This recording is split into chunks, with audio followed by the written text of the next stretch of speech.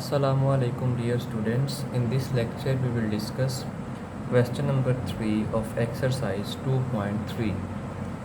Question number 3. Simplify the following radical expressions. First part.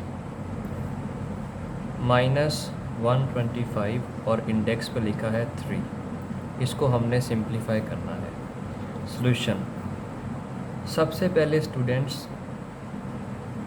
इस radical expression को हम exponential form में convert करेंगे. तो यहाँ पे इंडेक्स पे लिखा है 3, तो जब हम इसको एक्सपोनेंशियल फॉर्म में कन्वर्ट करेंगे तो डेट विल बी 1/3, क्योंकि जब हम एक्सपोनेंशियल फॉर्म में कन्वर्ट करते हैं तो इंडेक्स 1/इंडेक्स लिखा जाता है. Next, this is 125. जब इसकी प्राइम फैक्टराइजेशन करेंगे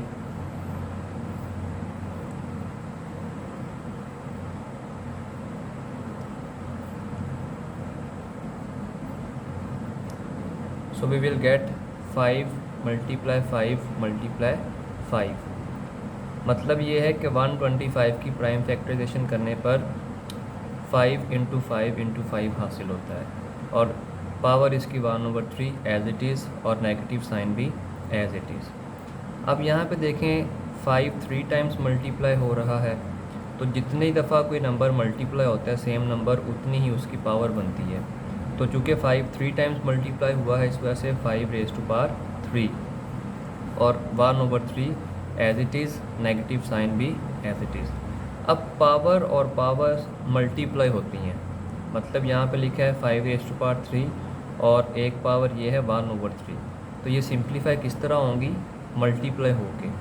तो जब 3 मल्टीप्लाई होगा 1/3 से तो 3 और 3 कैंसिल, मतलब ये है कि ये 3 और ये 3 कैंसिल हो जाएगा और 5 की पावर बचेगी 1 और 5 की पावर 1 5 ही होती है और ये negative sign as it is.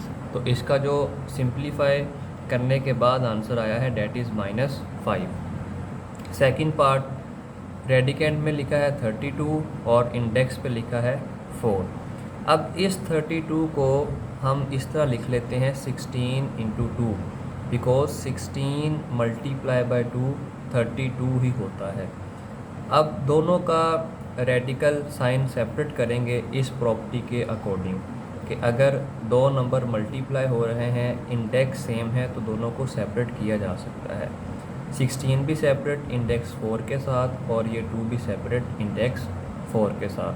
अब इसको कन्वर्ट करेंगे हम एक्सपोनेंशियल फॉर्म में, क्योंकि ये जो इसका रेडिकेंड है वो 16 है. अब 16 को हम सिंप्लीफाई कर सकते हैं, लेकिन यहाँ पे रेडिकेंड 2 है, तो ये 2 ऑलरेडी सिंप्लीफाई है, इसकी प्राइम फैक्टराइजेशन मज़ीद नहीं होती जबकि 16 की होती है. इस वजह से हम इसको एक्सपोनेंशियल फॉर्म में कन्वर्ट कर लेते हैं.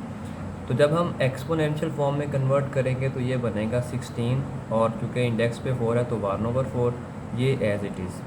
अब 16 को लिखा जा सकता है 2⁻⁴ और ये पावर है 1/4. अगेन पावर्स और पावर्स मल्टीप्लाई होती हैं, तो 4 और 4 cancel, 2 as it is multiply और ये वाली टर्म एज इट इज़, ये सेम चलती आ रही है. अब नेक्स्ट स्टेप में सिंपल इस मल्टीप्लिकेशन साइन को भी हम नहीं लिखेंगे और तरतीब से लिख देंगे 2 × ये इंडेक्स पे 4 है और ये रेडिकेंड 2 है. तो सिंप्लीफाई करने के बाद ये हमारा फाइनल आंसर है. थर्ड पार्ट में है 3 / 32 और इंडेक्स पे लिखा है 5. तो इसको भी प्रॉपर्टी के अकॉर्डिंग हम सेपरेट कर सकते हैं. रेडिकल्स की जो प्रॉपर्टीज़ हमने डिस्कस की थी उसके अकॉर्डिंग ये था कि अगर कोई दो नंबर्स डिवाइड हो रहे हैं और उनका इंडेक्स सेम हो तो वो इंडेक्स के साथ सेपरेट हो सकते हैं, जिस तरह मल्टीप्लिकेशन में सेपरेट हो सकते हैं, सिमिलरली डिवीजन में भी वो सेपरेट हो सकते हैं. तो 3 को भी सेपरेट कर लिया इंडेक्स 5 के साथ और 32 को भी सेपरेट कर लिया इंडेक्स 5 के साथ. अब स्टूडेंट्स ये जो 3 लिखा है ये सिंप्लीफाई मज़ीद नहीं हो सकता, क्योंकि इसकी प्राइम फैक्टराइजेशन मज़ीद नहीं होती, इसके फैक्टर्स नहीं बनते. जबकि ये जो 32 है ये सिंप्लीफाई हो सकता है, इसकी प्राइम फैक्टराइजेशन हो सकती है. तो अब हम इसको सॉल्व करेंगे, ये वाला पोर्शन एज इट इज़ ही रहेगा।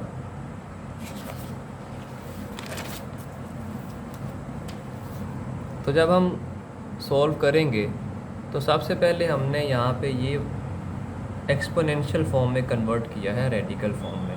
लास्ट पेज पे यही रेडिकल फॉर्म में था, लेकिन इसमें एक्सपोनेंशियल फॉर्म में लिखा है।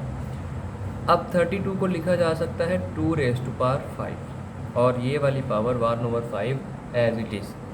5 और 5 कैंसिल, क्योंकि पावर्स और पावर्स मल्टीप्लाई होती हैं, तो जब मल्टीप्लाई होंगे तो ये कैंसिल हो जाएंगे और 2 की पावर बचेगी 1। ये देखें स्टूडेंट, 5 मल्टीप्लाई 1/5, तो ये 5 से कैंसिल। तो ये एक स्टेप मैंने एक्स्ट्रा किया है आपको समझाने के लिए। अब जब 5 और 5 कैंसिल होगा तो 2 की पावर बचेगी 1 और 2 की पावर 1 2 ही होती है और ये वाली टर्म एज इट इज़।